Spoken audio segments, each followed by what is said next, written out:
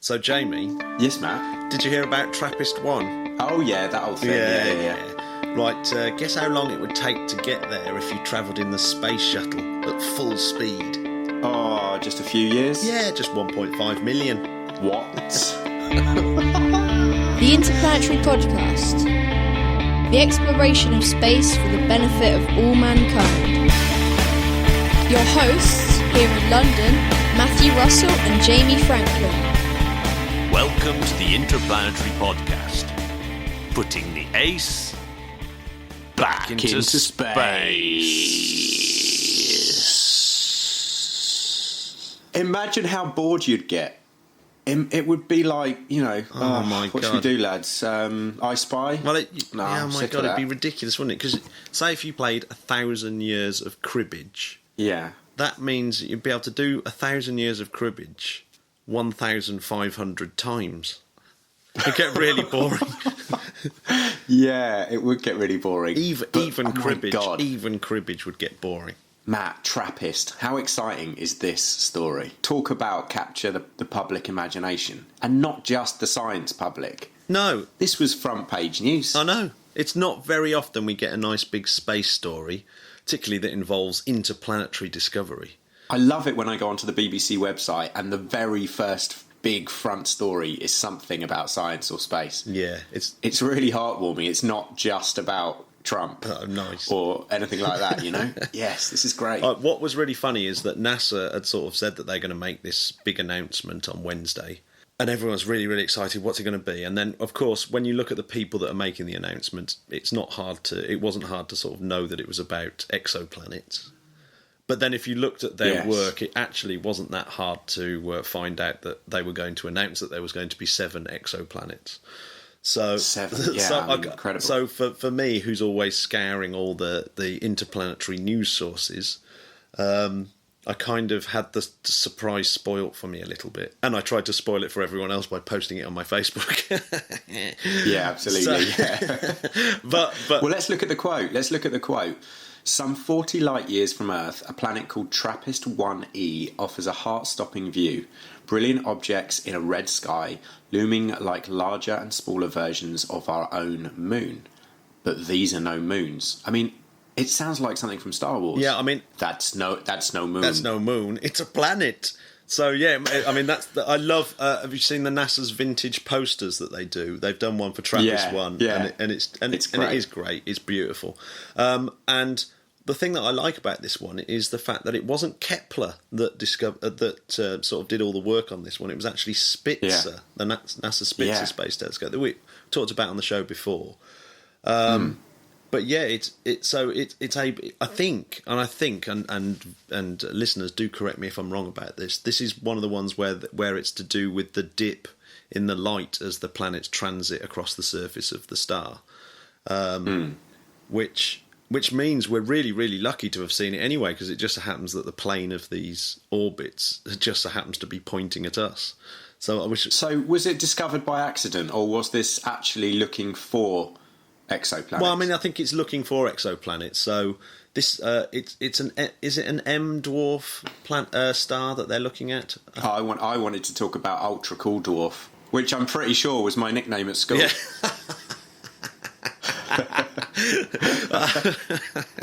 Oh no! Which still hurts, but you know what? Now I feel better about it. Do you think Sleepy is the ultra cool dwarf? He was always pretty. It's funny, cool, isn't it? He? There's 7 dwarfs and there's 7 planets around this dwarf star. That is true. Maybe we'll have to do another cartoon. But yeah, they went on to say they are other Earth-sized planets in a spectacular planetary system outside of our own. These 7 rocky worlds huddle around their small, dim red star, like a family around a campfire.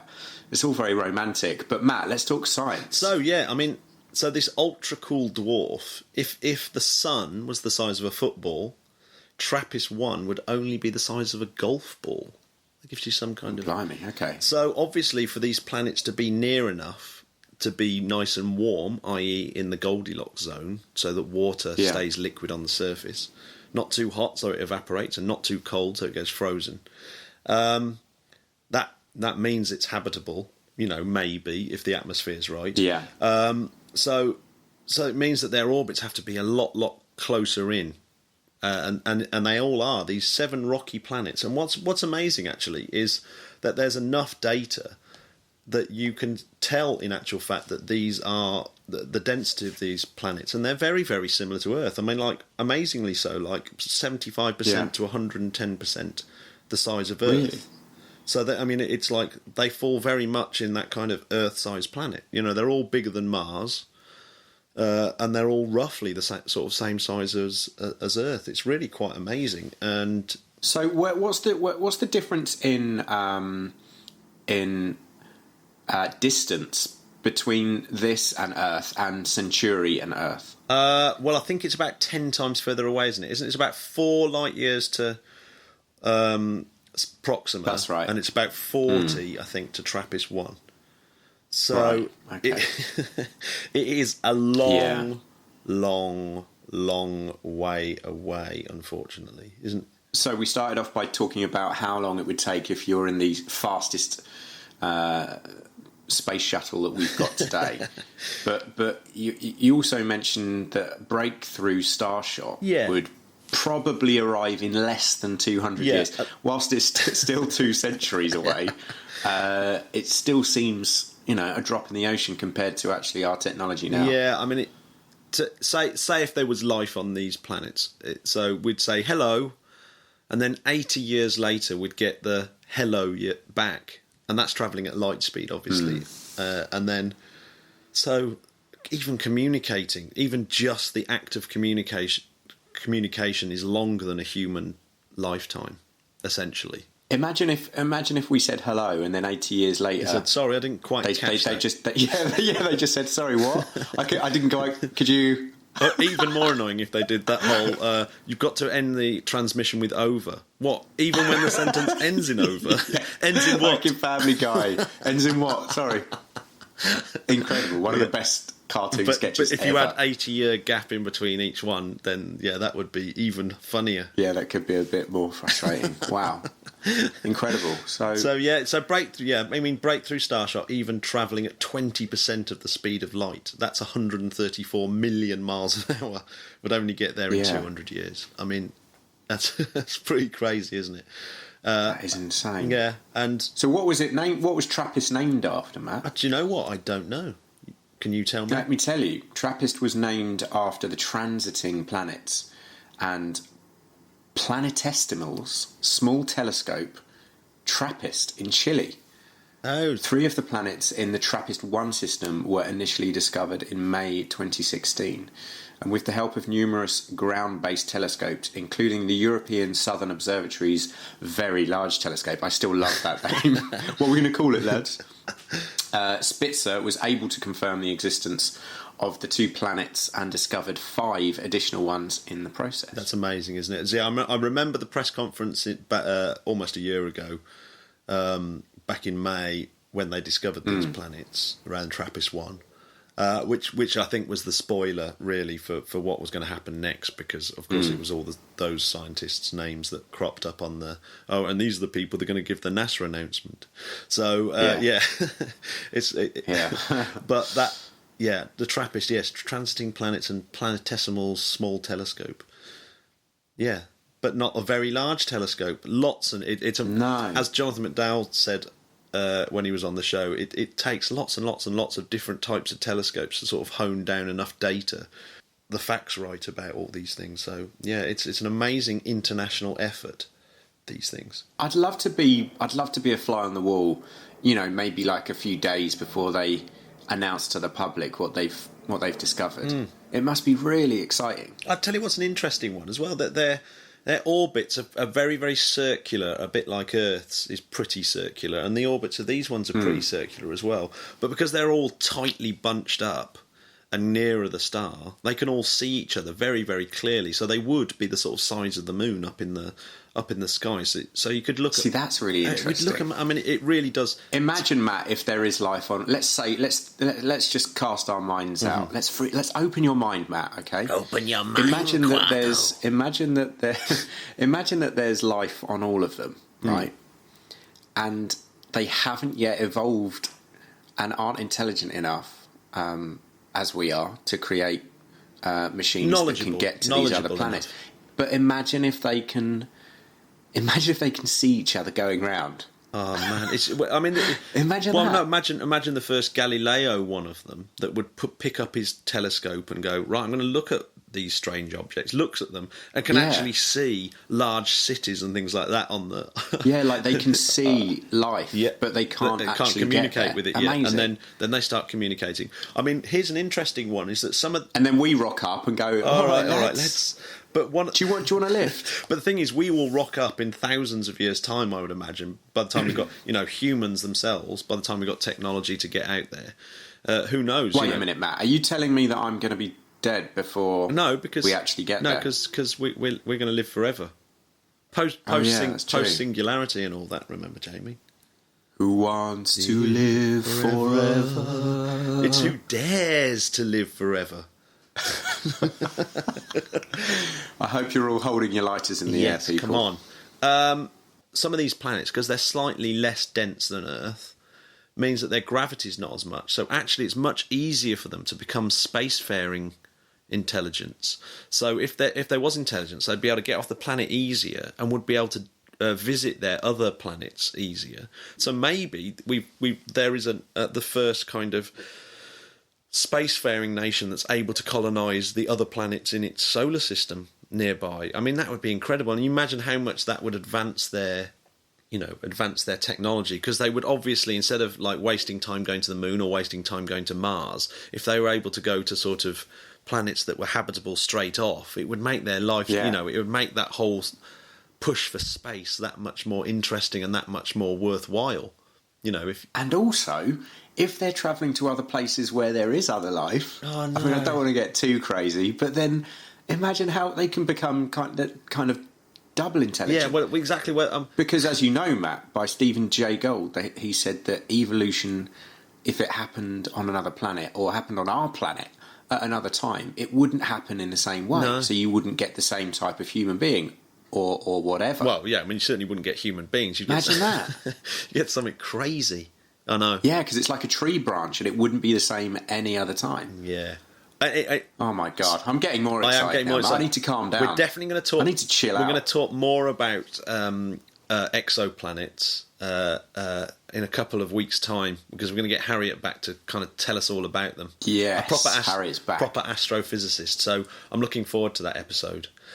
Jamie, do you know what my favourite, even more favourite than this, I got so excited about it that I couldn't... I know what you're going to say. You're going to say Winston Churchill. I am going to say Winston Churchill. It is great. I can't quite believe it. Right, now I've got a question. Yeah. This quote that you're about to say, why was it not made public in 1939? I don't know. I think thing about Winston Churchill, he was right. Remember, he was a Nobel Prize winning author before he was the Prime Minister of wartime Britain. And I think so. He wrote a lot of these he wrote lots and lots and lots of different articles and handed them around. And obviously, there wasn't much interest in space at the time. It's very... Everyone was interested in staying alive. Yeah. So how appropriate after this Trappist-1 discovery is this quote from Churchill. Winston Churchill. Really beautiful. And I'm just going to point out that Winston Churchill is my 8th cousin. That's my big... Oh, my goodness. Yeah, it's my big... Matt, this isn't a lie, no, is it? No, it's actually true. So, and here's Churchill's... Here's my old cousin's quote. He goes, I am not sufficiently conceited to think that my son is the only one with a family of planets. That is... amazing. So Churchill, back in 1939, this is pretty much on the eve of war with Nazi Germany. He wrote this paper about life on other planets. Do you think that he wrote it because there was a chance that the end of civilization as we knew it was going to come to an end? Do you think he started to get quite, profound and philosophical? No, I actually think that Churchill was really, really into the sciences. He was a very, very clever man, and as the man that's in charge of who actually discovered these things, a chap called Livio, wrote in Nature when he sort of discovered this paper by Churchill. He says, "At a time when a number of today's politicians shun science, I find it moving to recall a leader who engaged with it so profoundly." So I think, God, we need that today as well, don't we? So I think this whole Churchill paper really speaks volumes about right now. It echoes the Trappist-1 discovery of planets around another star, and it also echoes this whole slightly anti-scientific movement amongst politicians. I mean, so where can people go and read his whole essay? Do you know what? I've been trying to find the whole essay, but I can't. Because I've only read that one line so far. Yeah. There's another line in there. It says, Churchill noted that there must be other planets of the right size to keep water and possibly an atmosphere, and at the proper distance from their parent sun to maintain a suitable temperature. I mean, he's absolutely so bang rad. on. This is like 1939. Yeah, that's insane, isn't it? It's. I think it's in Missouri. They found it in a library in Missouri. Just sort of knocking about. I'd love to read the whole lot. In fact, there it is. As Astrophysicist Mario Livio discovered the documents while browsing the archives of the U.S. National Churchill Museum in Fulton, Missouri. Wow. Well, we should stick that up on the blog, shouldn't we? I know, absolutely. As in the whole essay. Well, I mean, I wish I could find the whole essay. I was trying to find a PDF or whatever of the whole essay, and I can't find it. We'll keep looking for it. So we'll keep looking at it. If anyone has got a transcript of that essay, it'd be fantastic if you could email it over to the podcast. Do you know my favourite Churchill quote, Matt? This isn't word for word, but when somebody said that they're going to have to stop funding the arts and the sciences because we need to put money into the war, he said, well, what are we fighting for then? Yeah. Isn't that great? Churchill is undoubtedly just great. Right person at right time. Do you know what my favourite Churchill quote is? Go on. This woman comes up to him and said, "Oh, you're a horrible man. If I was your wife, I'd make you poison. I'd put poison in your tea." And Churchill turned round to her and said, "Well, if I was your husband, I'd drink it." That's incredible. Fantastic. So it's absolutely perfect. Yeah, well, he's a quick-witted man. Lots of Churchill quotes. It's either Churchill, Shakespeare, or Mark Twain. They're the three quote kings, aren't they? With Carl Sagan at a sort of distant fourth. Imagine that lot round a table. Oh my gosh, that'd be the best. In fact, that'd be quite a dinner. Yeah, in fact, we should have the ultimate dinner. Churchill's crept in with this paper, I have to say. Carl Sagan and Feynman, Churchill. So, listeners, we'd like to know your ultimate dinner table of famous people. Yeah. Who would they be? You're allowed 4. Who would they be? So Matt's would be what? Churchill, Sagan, Feynman. Yeah. And who's going to be my fourth? It's got Freddie Mercury, obviously. Yeah, Freddie Mercury. Done. That's it. It's quite a table. I would just love the fact when Churchill would say something and Freddie would go, "What was that, my dear?" Yeah. Don't be ridiculous. Yeah. Right. Absolutely amazing. All right, we're digressing, Matt, yeah, we have digressed. I think we should talk about the... I think we should go on to a bit more of another British story in the press this week. In fact, not as much in the press as I thought it would be. I kind of stumbled across this on the UK Space Agency website, you do. Jo Johnson, or Jojo, Bojo's sister... Boris Johnson's sister. Nice. She's the universities and science ministers for the present Conservative government we have over here, and they are launching the UK's spaceports. You know, they're really sort of trying to get this thing done. So Catherine Courtney, who's the CEO of the UK Space Agency, and I think this is an amazing quote, says, "Together we are working to embrace the emerging small satellite launch market to capture a share of the £25 billion global opportunity. £25 billion global opportunity. I'm confident that 2020, that's only like 3 years away, will see the first launch from British soil. And we're working really hard to make that a reality." Can you believe that? That's so ace, and that's so soon.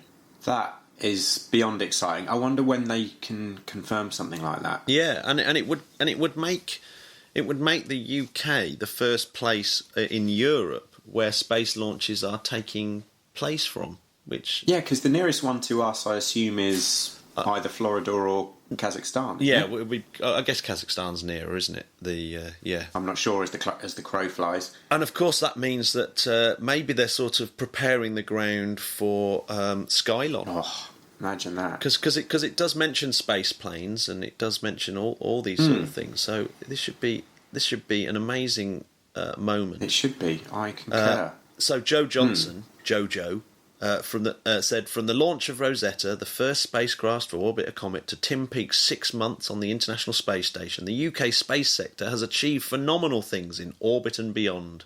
With this week's spaceflight, Bill launch, we will cement the UK's position as a world leader in this emerging market, giving us an opportunity to build on existing strengths in research and innovation. Through our industrial strategy, we'll harness this potential, creating an environment where companies across the sector will thrive. So that is a very exciting news for British space, isn't it? Really, and imagine a launch, the first launch on British soil. Oh my gosh! Well, and personally, I really hope that the first spaceport will be the one down in Newquay, the Newquay Cornwall Airport one, which is near. That would be great. Yeah, because nice location. Yeah, because my friends down at Goonhilly, they'll be all part of that. So that'd be Goonhilly. Goonhilly. Remember, I went. That sounds like something from a cartoon. It does. Goonhilly. Remember, I went down and climbed some of the radar dishes down there. I do remember. Yeah, and that will form part of the tracking stations and things. So that should be really exciting. That really is. And I'm going to stay with British space flight here. Ah, here we go. So another one of our heroes, Colin Michael Foale, or Michael Foale as most people call him, is of course probably Britain's most successful astronaut. In fact, he pretty much definitely is Britain's most successful astronaut. Although he's got US citizenship and UK citizenship, he's joint citizenship there. He's one of the most decorated astronauts of all time, and he's recently been inducted into the Astronaut Hall of Fame with his fellow space shuttle crewmate Ellen Ochoa, who was the first. Do you know, I didn't know there was an Astronaut Hall of Fame. Yeah, no, there is an Astronaut Hall of Fame. Yeah, Ellen Ochoa is the first Hispanic woman to fly into space. Oh, that's ace as well. Yeah, so good work, Ellen. So yeah, Michael Foale. It's worth just quickly noting some of his key achievements. One of them being that he flew on the Mir space station. And when there was an accident on that, he used his ability to look out the window and look at stars and the way they moved with his thumb up against the window, and was able to stabilise the spaceship. You know, no, it's like that's insane. That's like something from Hollywood. Yeah, no, he proper amazing bit of skill. He was the first British person ever to perform a spacewalk. Nice. And he did hold the record for the most time spent in space by a US citizen, which was 374 days, 11 hours, 19 minutes. But that was broken after 2008. Scott Kelly. Scott Kelly's broken that since then as well. And obviously he's by far, in terms of UK citizen, he's easily holds the time in space record. Come on, Peake, you need to catch up. Yeah, so he comes from Lincolnshire. Nice. Yeah. And he also helped fix the Hubble Space Telescope. So did he? Yeah, he was one of those guys. He's been the commander of the space station. He has flown the space shuttle a few times. But Matt, let me ask you: is he happy? He is a happy chappy, and and he has devoted now his life to green aviation technology. So he's out there helping to develop electric aircraft. And is involved in running International Space Schools Education Trust. Yeah. And mission discovery and trips to Star City in Russia. He's involved with that, and he often gives lots of sort of talks at various educational establishments. So I hear that he was mocked by Stephen Fry Yeah. on his ambition of going into space. Yeah, it seems a bit harsh. Yeah, it does. Yeah, I think when he was at school with Stephen Fry, and obviously Stephen Fry was a big bully, and said, "You'll never get to space, son." And he goes, "Well, I disagree with that." And, yeah. So he did. He did just a bit. He absolutely smashed it out of the park. Yeah. When he left university, it says here he owned 2 pairs of jeans, a donkey jacket, a bicycle, and a pilot's license, which shows you I have my priorities absolutely right. That's amazing. And he applied loads and loads and loads of times to get into space. It was only after the Space Shuttle Challenger disaster that he wrote a new CV, basically, where he was very serious about his space ambitions, and they let him in. And I bet they're glad that they did, because he is one of the most most respected astronauts of all time. Absolutely incredible. Hats off. He's going up into the Interplanetary Podcast Hall of Fame. He's definitely in the Interplanetary. We should definitely try and get an interview with this guy. Oh, it'd be amazing, wouldn't it? Totes. We have to talk about SpaceX, don't we, Matt? Oh yeah, SpaceX. You know what I mean? So it flew up from Pad 39A. So that's the historic Pad 39A. So sick. I mean, watching that live was incredible. Oh my gosh, yeah. So that's all brilliant, and the Dragon has successfully docked and berthed with the space station as well. Yeah. So it's got its very exciting cargo, loads of things in that cargo, and hot on its heels was the last ever Soyuz U rocket with one of the Progress missions carrying even more cargo to the International Space Station. Nice. So yeah, that's pretty cool as well. That was very cool. The Soyuz has been replaced by its upgraded version. So that was the last of those rockets built. What else has been happening, Matt? I'll tell you what's really exciting, and you must be excited by this. So the brightest ever pulsar has been discovered in the universe. Whoa. And it's the furthest away, and that's been discovered. And it was done by ESA's XMM-Newton telescope, space telescope. And I didn't really know much about this space telescope, but it's with its light travelling 50 million light years before being detected. How can you get your head around that? I know, that is absolutely... And by your head, I mean my head. Or both of our heads. It's just incredible. We're just not designed to know these numbers, are we? I can't really get my head around 50 million light years. And I'll tell you what, you've got your head around some light years. Before, like I can just about cope with 4 light years. Yeah. It's approximate. Yeah. I can just about cope with that. 50 million light years? It's just ridiculous. What? Oh, what? Yeah, that is amazing. The bloke who's in charge of the ESA's XMM-Newton has... this is how he describes it, Norbert Schartel. He says, the discovery of this very unusual object, by far the most extreme ever discovered in terms of distance, luminosity and rate of increase of its rotation frequency, sets a new record for XMM-Newton. And it's changing our ideas of how such objects really work. So it's a massive leap. That's cool. And I just want just a few stats about the XMM-Newton Space Telescope. I put a picture of it in the blog, because it's a crazy-looking space telescope. And like I said, I didn't really know much about it. And it was supposed to last 2 years, the mission duration, but it's ended up lasting 17 years, 2 months and 10 days. And as we can see, it's still making phenomenal discoveries. Yeah. It was sort of built by people like Carl Zeiss, Matra, Marconi Space, which built the Talbot Rancho that my dad used to have. It was launched in 1999. Ah, okay. And it's got this kind of weird orbital, elliptical orbit where at some points it's at 5,000 kilometres away, or that's 3,500 miles away. And its orbit takes it right out to 70,000 miles away as well. I mean, yeah, that's That's a distance. Yeah, and it's sort of... I mean, it's not 50 million light years, but it's a distance. Its main mirror is 28 inches, so I do have aperture envy there. Yes, you do. Yeah, because my I think most people do. Yeah, because my telescope's only 8 inches. In terms of rocket launches, we've covered the Soyuz and the SpaceX. That was pretty much it since we last spoke, and we've got another Falcon 9 coming up soon as well. Aha, we have, absolutely. So one of the most exciting things that's happened very, very recently is, and it all seems very, very rushed, this one, the first flight of the SLS, the Space Launch System, might actually be manned all of a sudden.